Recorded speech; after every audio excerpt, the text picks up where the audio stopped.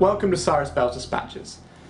This week, the British public has taken a break from talking about elitist wankers in Westminster to focus on the events of a truly epic scale arsehole. I'm not going to give the bomber from Manchester a name, I'm not going to give him any publicity. What I do want to talk about though is what we as a society can do moving forward and we as a government can do moving forward. Now, nobody is going to try and justify the act of a terrorist. That is completely not on. However, what we can do is look at what are we doing as a country that we can improve upon. What mistakes have we made that might possibly make attacks like this more likely or more damaging? We have to look at what we have control over, and that is policy. Firstly, I want to talk about Libya. Now, Britain's foreign policy has been horrific, to be fair, in terms of Iraq, Syria and Libya especially, which is what I want to talk about.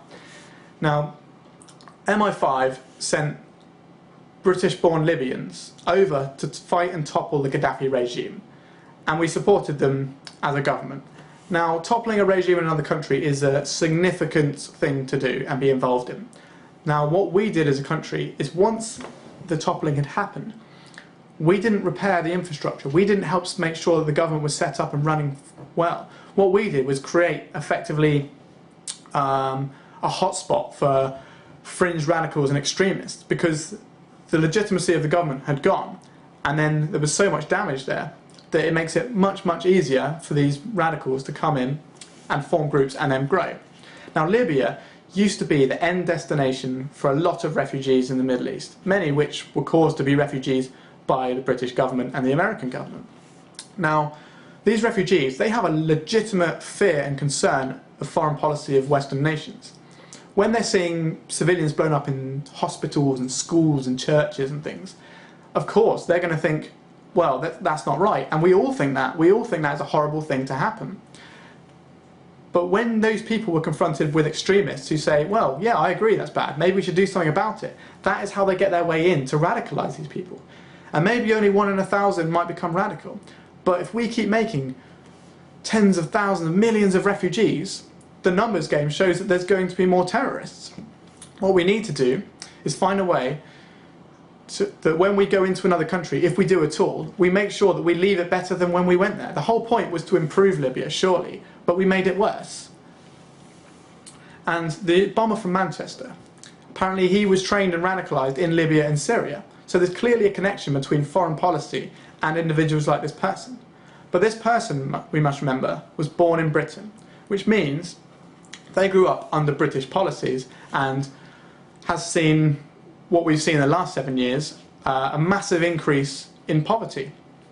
We've seen real wages fall by 10%, which is only on a par with Greece. When people are poor, they're more easily marginalised and they're pissed off. They're right to be pissed off. Especially members of ethnic minorities who have seen the growth of UKIP and a lot of anti-immigrant sentiments and anti-Islamic sentiments. These people are going to be marginalised. They're not going to feel welcome. The less welcome you make people, the easier it is for people who prey on them to radicalise them. Even again, if it's only 1 in 1,000, if we make tens of thousands of people feel this isn't their country, that they don't belong here, that they're unwelcome, even though they were born here, that's going to make the terrorist job easier. Our job as a country should be to make the terrorist job as difficult as possible, but that's not what we're doing. We're making it easier and easier for them with our war on terror. There's nothing but a way to murder civilians and topple regimes whilst getting some terrorists along the way. All we've done is fan the flames of hate, really. So what about on the day? So we have to talk about policing numbers. 22,000 police officers have been cut since 2010. I'm not saying that if we had more police officers we could have stopped this event, but this person was on the watch list. If we'd have had more resources, there is a possibility that maybe they would have been more closely surveilled. I don't know, but it's a possibility. The Police Federation themselves warned Theresa May when she was Home Secretary that her cuts for the police force were going to have drastic consequences, especially since it was cutting off community policing, which was the main way in which people would find out about terrorist acts, because you would get the community coming together to say, oh, this person is, I'm worried about them, and so on and so forth. In fact, this happened with this individual. A family member and some of his friends had contacted the terrorist hotline, However, the resources were not allocated. So maybe if we had more resources, this could have been preventable. So that's something we can do going forward. We can stop the cuts to police and increase police numbers.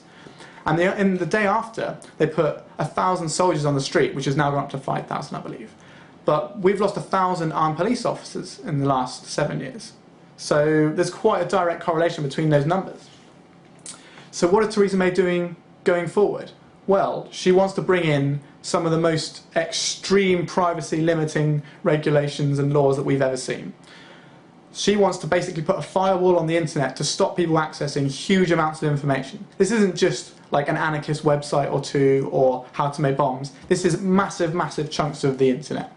Now, damaging our privacy is one thing, damaging our freedom and ability to access information is another, and both of those things are what Theresa May wants to do as a response to terrorism. This surely is letting the terrorists win. By impacting our way of life in such a fundamental way and becoming even more aggressive, the terrorists are effectively winning via Conservative Party policy. Letting our freedoms be reined in is not the way to combat terrorism at all. Just for an example, they want to remove pornography. They want to cut down the amount of pornography on the internet and block most pornography. Now, this is strange to me because I thought the Conservative Party were a right bunch of wankers, so surely they'd love pornography, but maybe they're just rich enough to afford rent boys. I'm not sure. But pornography is an industry that makes people money, and also it's a really good way for people to find out about their sexual preferences and about their sexual identity in the comfort of their own home. Now, this is just one of the many things they want to block off the internet. And if you agree with me, which I hope you do, this is not the way to combat terrorism. This is sort of a totalitarian approach to terrorism, whereby the government becomes so strict that we lose the thing that makes us free, which is exactly what the terrorists want. They want us to lose our freedom. They want us to suffer. So really, there's a lot of things that we can do as a country and government to improve the situation that we currently find ourselves in. We're not necessarily to blame, but every time that we kill civilians abroad, every time that we destabilise a country, every time that we drive people into poverty, every time we marginalise people, every time we reduce resources from things that can protect us, we are making things riskier for ourselves. There is clearly a policy element that we can do here to improve the lives of the people in this country and prevent a horrific act like we saw this week. That's about it for me this week. It's a hard topic, and I hope I haven't offended anyone, but I think these points need to be said. Thank you very much for listening and watching. Take care of yourselves. I'll see you soon. Goodbye.